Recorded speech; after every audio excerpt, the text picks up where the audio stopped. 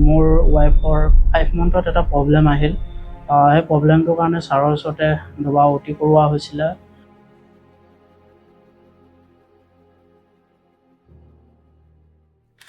নমস্কাৰ, মোৰ নাম শ্ৰী মিণ্টু বৰা। মোৰ ঘৰ বলনীত, ধেমাজি বৰদৰণিত। আমি হিৰেণ গগৈ ছাৰৰ ওচৰত ট্ৰিটমেণ্ট কৰাই আহিছিলোঁ মোৰ ৱাইফৰ প্ৰেগনেঞ্চিৰ কাৰণে। তো ছাৰৰ পৰা আমি বহুতখিনি যথেষ্টখিনি সহায় পালোঁ। মোৰ ৱাইফৰ 6 month 10 daysত ডেলিভাৰী হ'ল। তাৰ আগতে ছাৰৰ ওচৰতে দুবাৰ OT কৰা হৈছিলে।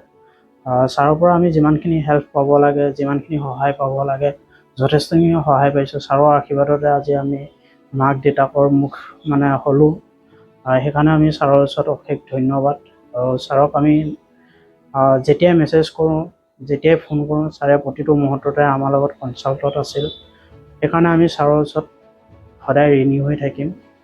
আৰু ছাৰক ভাষাৰে বুজাব নোৱাৰোঁ কেনেকৈ ধন্যবাদ দিম, কি কৰিম।